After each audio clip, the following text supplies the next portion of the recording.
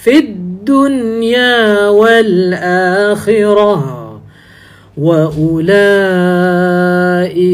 أصحاب النار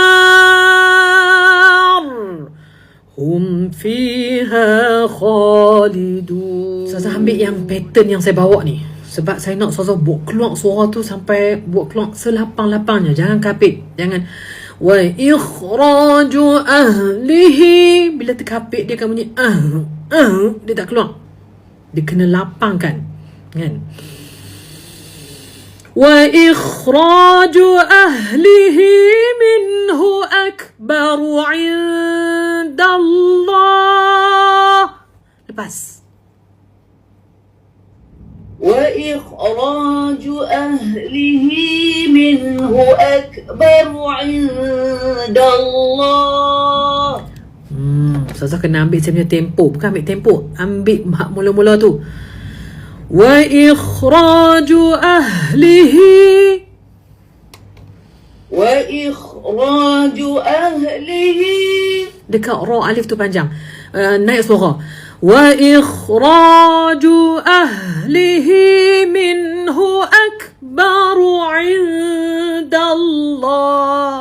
Tak tarik nafas bunyi gitu lah. Macam saya buat tadi tu lah. Kan Ustazah buat. وإخراج أهله منه أكبر عند الله والفتنة أكبر من القتل ولا يزالون يقاتلونكم حتى يردوكم عن دينكم إن استطاعوا ومن يرتد منكم عن دينه فيمت كافر. Okey, dekat dal qalqalatus sughra jangan putus kan. Yartadid minkum la. Yartadid minkum. ومن يرتد منكم عن دينه فيمت وهو كافر. Tiba-tiba je Ustazah. Minkum. Kan hak terkejut tu pun kita tak mau. Okay, kita relax. وَمَنْ يَرْتَدِدْ مِنْكُمْ عَنْ دِينِهِ فَيَمُتْ وَهُوَ كَافِرٌ.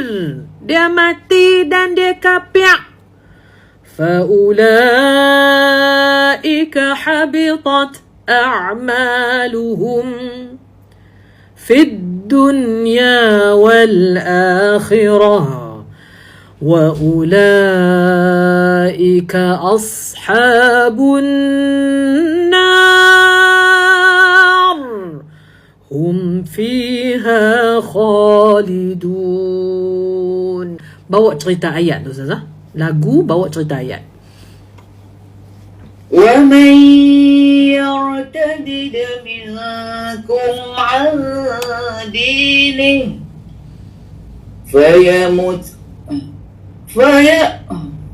فيمت وهو كافر.